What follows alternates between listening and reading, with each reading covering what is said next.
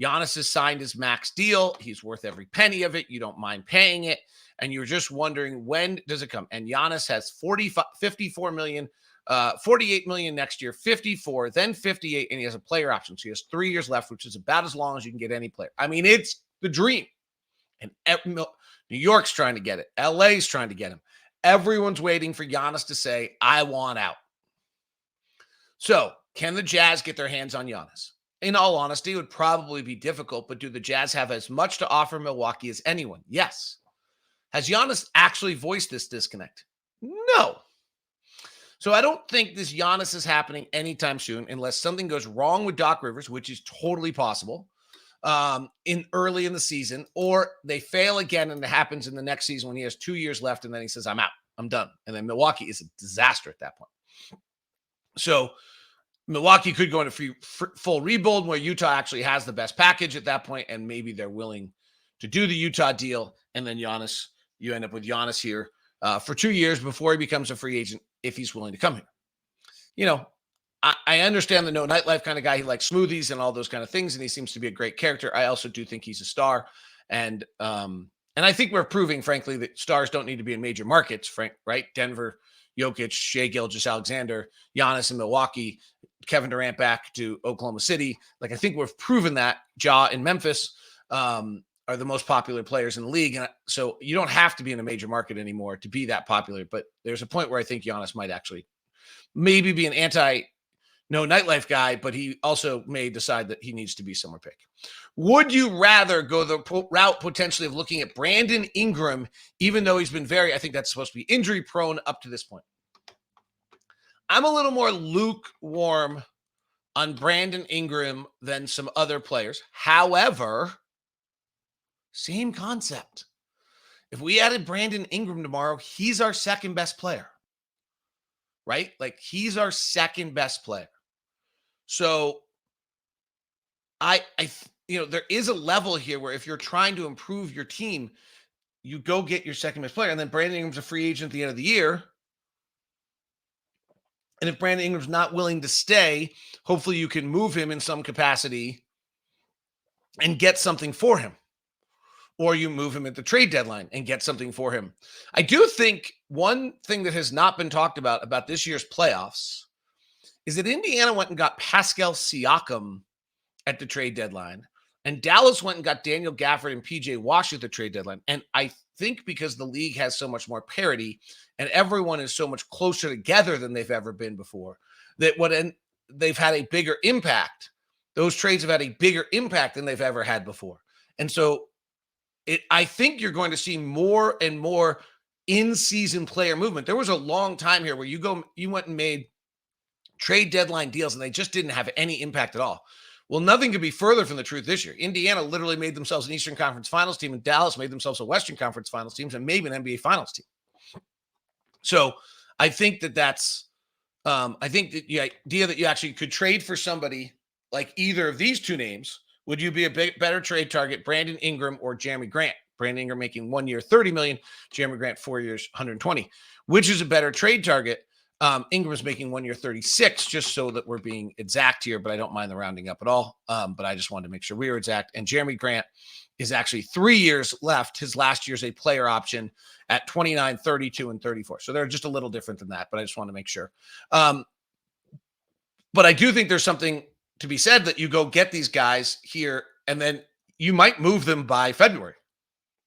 I think there's going to be a much more robust desire by teams to make trades, because as the league gets narrower and narrower and narrower, trades are going to be more impactful on the outcome of seasons. And if you have a Jerami Grant and he's suddenly available and you can make a move, you go get him.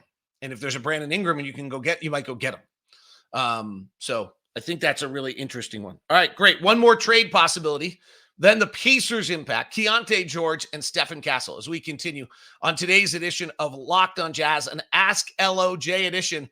We're just getting started. Thanks so much for tuning into today's edition of Locked on Jazz. Today's show is brought to you by our friends over at LinkedIn Jobs. We're in the midst of doing a little hiring right now. We're looking for a social media producer.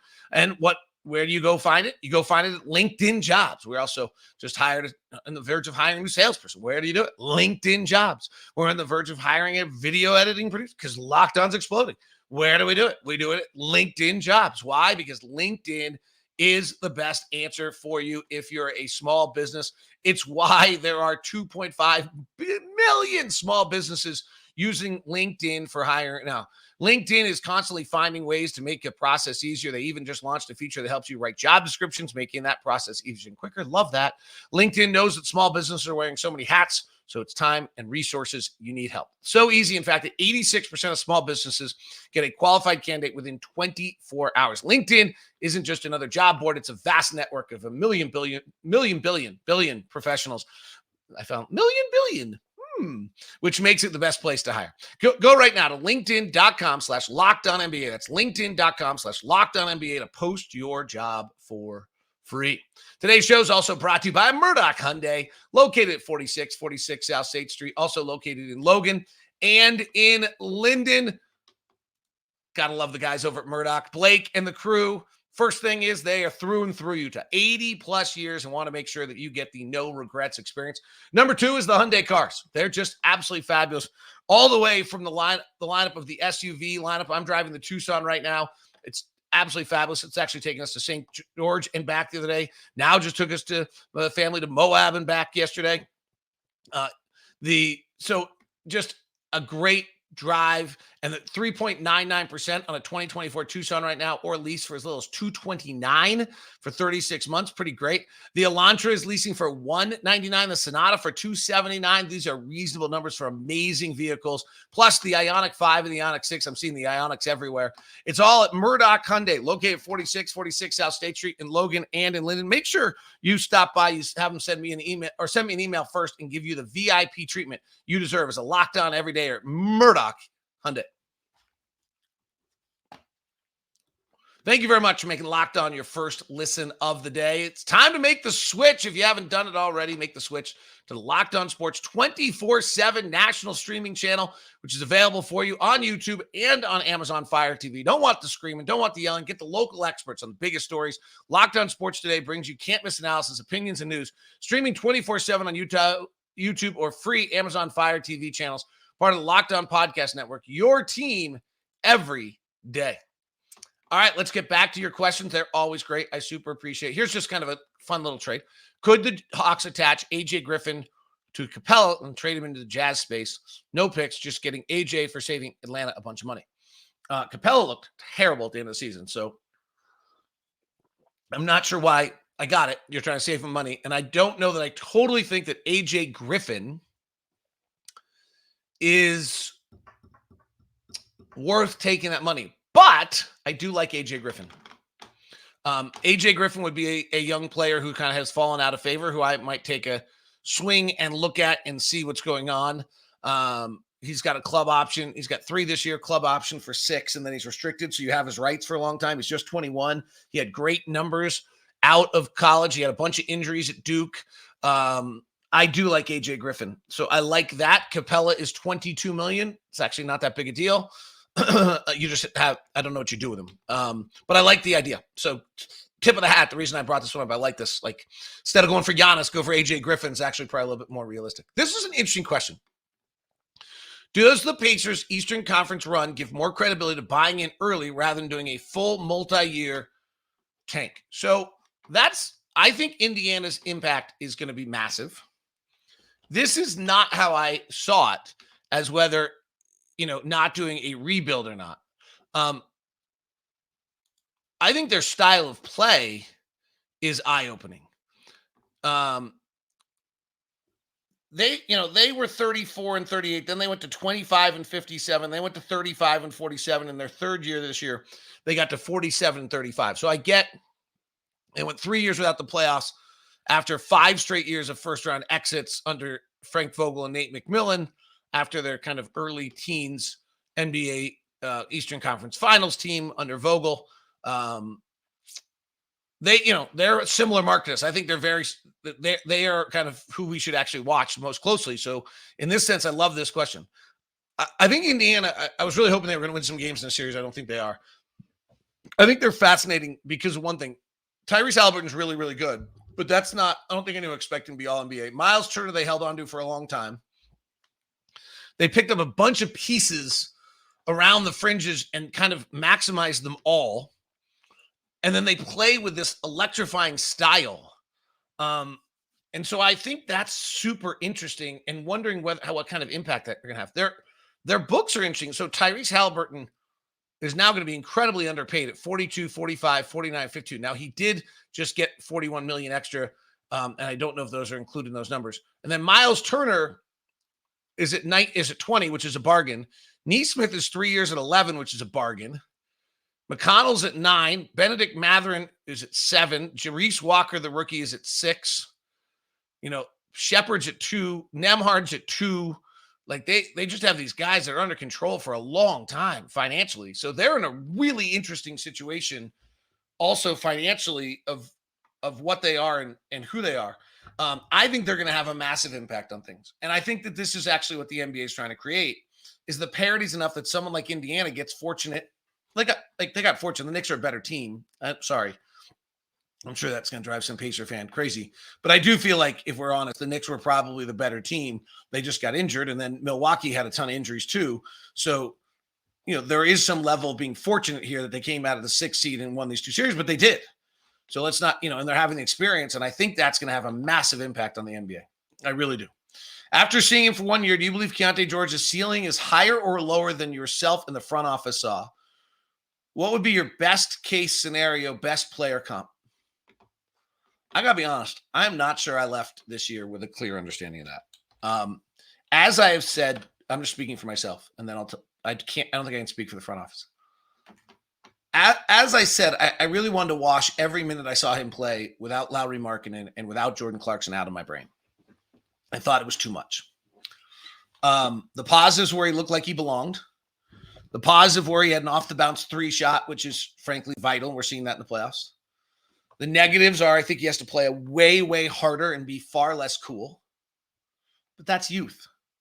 And the negatives, he shot 39% and 33% from 3, which is like borderline scary. There aren't a lot of players who've had a rookie year of 39 and 33 that have gone on to have a lot of NBA success. Again, if I could wash out the minutes without Lowry and Jordan, I probably don't have 39% and 33% shooting. So if I'm totally honest, I actually a year in don't know. I mean, on one level, he's 6'4", 185, and he's got pizzazz, and he's got a bounce, and he's got a little something to him. And, every word we have about him is that he loves the game and takes it very seriously. And, the upside coming out of the draft was that he could be Jamal Murray. Jamal Murray's pretty special. So I guess that's your ceiling still. But then, 39, 33, there's a lot of guys have done that just don't play it out. 39% from the field, 33% from 3. And so then who's your next comp is Jared Bayless, who was, a run-of-the-mill, long NBA career. Like I think sometimes you say somebody who's not an NBA star and people take that as a criticism. I think Jared Bayless played 11 years and 600 games in the NBA. He was he's 6'3", 200 and, kind of bounced between a 20-game-a-year starter and scored 10 points. I mean, Keontae's going to be in the NBA for a long time.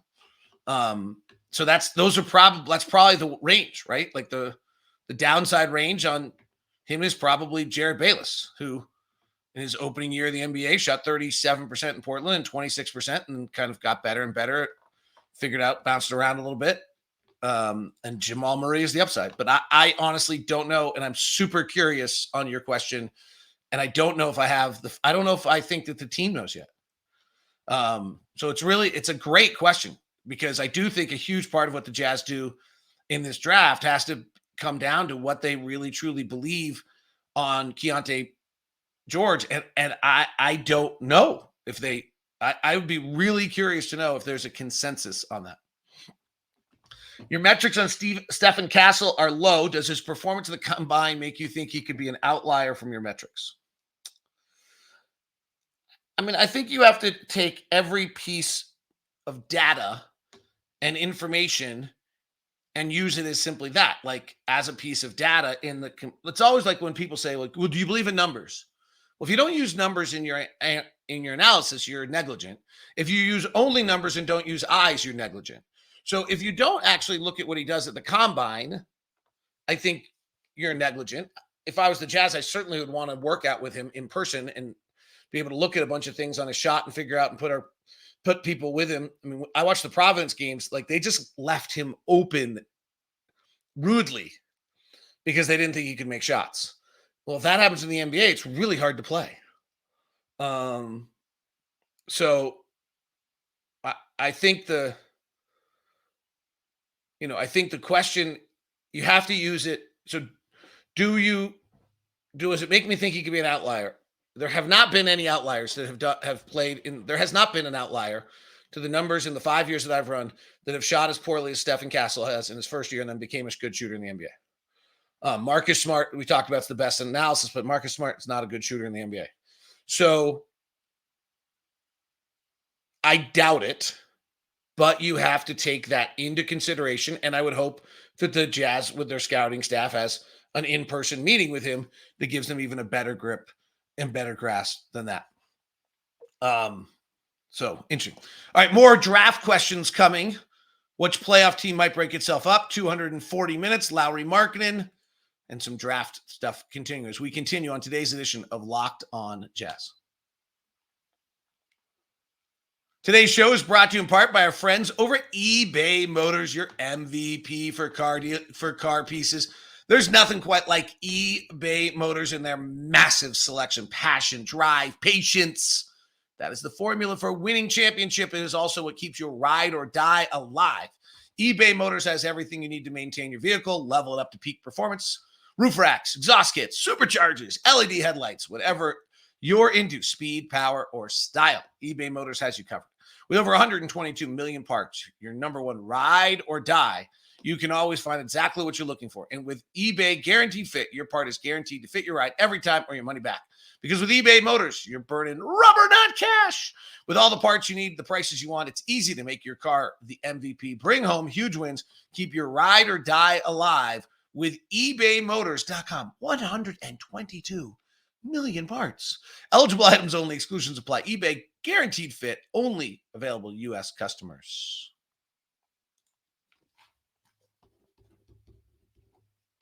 Thanks so much for making Locked On Jazz your first listen of the day.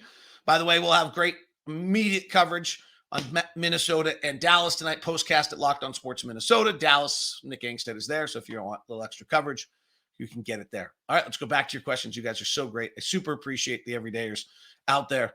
I really like Devin Carter. Is it more useful to compare his freshman numbers to Castle's numbers? Yes, it is. You're very smart. This is where Kevin Pelton and his number analysis is ESPN NBA draft numbers analysis is very, very good because he will do a lot of that stuff. So in Kevin's analysis, Donovan Clingan is the number one player. Reed Shepard is 2, Alex Sarr 3, Zach Edey 4, Zakir Rashar is 5, Jacoby Walter is 6, Rob Dillingham is 7, Johnny Furpee is 8, who's currently about 28th. Nikola Topic is 9. Stephon Castle is 10. From a statistical standpoint, he says Castle's 27% three-point shooting is a concern, but he was solid at the free throw line, 76%, and shot well enough from 2 to be reasonably efficient. Collier's 11. McCain is 12.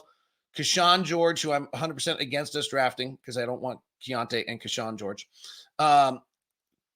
Kyle Lepowski is 14. Solunin is 15. Keep going down, and you don't get Devin Carter until 20.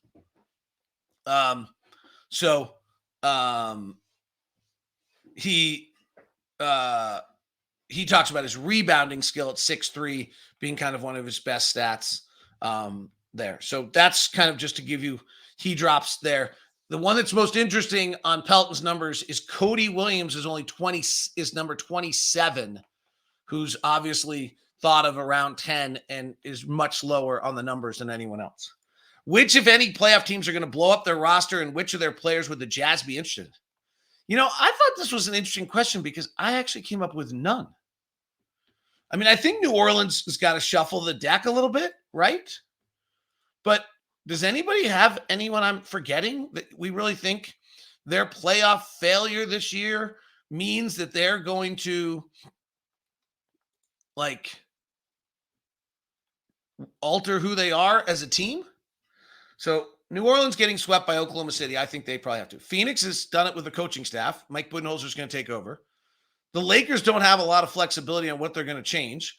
And I don't think the Clippers are letting Paul George go for some major overthing. So I don't see anything in the West where I think there's a major overhaul. Philadelphia, I don't suspect is changing many things. Milwaukee, pretty hamstrung on what they can do. Orlando needs to put a little bit more in.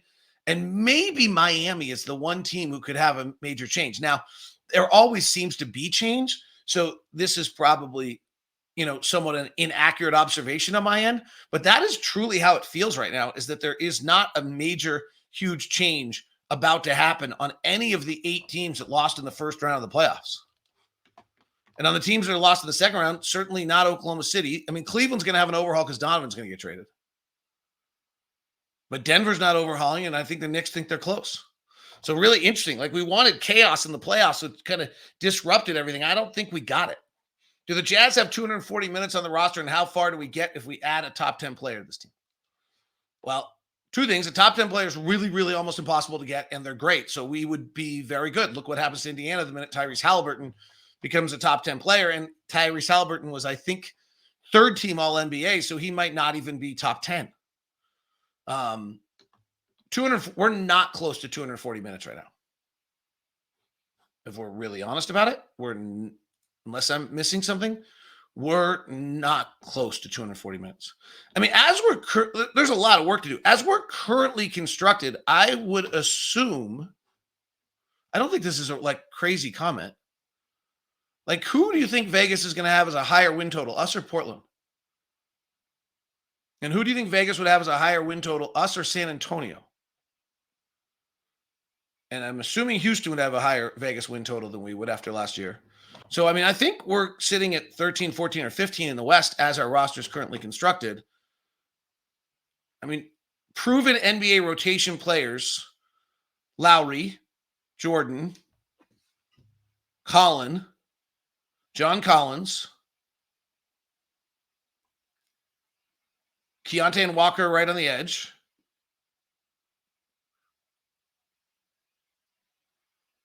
Am I missing someone? Maybe Chris Dunn? I mean, I think he might be a proven 12, 14-minute night rotation player. So, yeah, we're short. But that's all right. I mean, that's kind of where we are. Like, I don't mean that negatively. But, yeah, we're short. How does the evolution of multi-full max players being crippled to team building influence the extension negotiations of Lauri? What I think he's saying is the fact that big number of players aren't advancing in the playoffs. I don't think it has an impact. I think the Jazz understand that Lauri is, a second or third best player on a championship team, and they're going to try to pay him appropriately to that. So I think that's what they're trying to do. Can Markkanen right now be a second or third best player on a finals team? What's our path to get players? If not, how old will Markkanen be by the time we have them? So I want to address this because of the last concept here. I'm beginning to hear this a lot. Well, by the time we're good, Lauri will be too old. If we play that game, you'll just never be good. Like, if you're always trading your best player because the rest of your team's not up to snuff yet, you're just always going to be bad. So, I mean, what Danny said in the press conference, I think is really important, is that we're sitting here trying to figure out, we're trying to wait and go big game hunting when big game becomes available. And obviously the world hasn't laid out that way for us so far in the playoffs this year.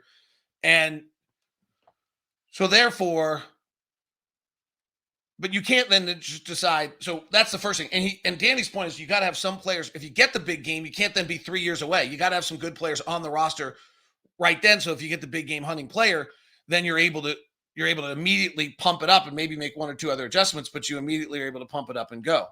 So that's what I would say is number 1 of this. Then number 2, I would say, is that you just can't decide well, we're 4 years out, so we got to trade our best player. If you'll just do that every 3 years. It just doesn't. I keep seeing that, and it can't work that way. Do you favor swing for the fences player at 10, or do you take a player that might have a more defined role but less upside? I take a player who has a more defined role and less upside. I know, so boring. But the data tells me that basically at 10, you have a 50% chance of getting a rotation player in the NBA. And if you have a 50% rotation player, and you have someone you're pretty certain to be a rotation player, I'm taking him. Because there's a 50% chance you're not getting it. Final questions. Love hearing D-Lock 09 on the Western Conference preview commercial. I got to admit it, I do too. It's cool. I'm not lying. I think it's cool. My kids think it's cool. Are there rumors of another rebrand coming up this upcoming? Have you heard anything about it? I have not, but it does feel that way, right? Yellow disappeared halfway through the year, which I was bummed. I actually liked yellow. I'm the person out there who liked it, me and Lauri. Feels like it. Be fun. We're purple. Purple's back. It is Locked On Jazz. Have a great one. Thanks very much for tuning in. We now send you the first ever 24/7 national sports channel. It's Locked On Sports Today. Have a great one. Thanks very much. If you're on audio, jump over to YouTube and grab Locked On Sports Today or do it on Amazon Fire TV.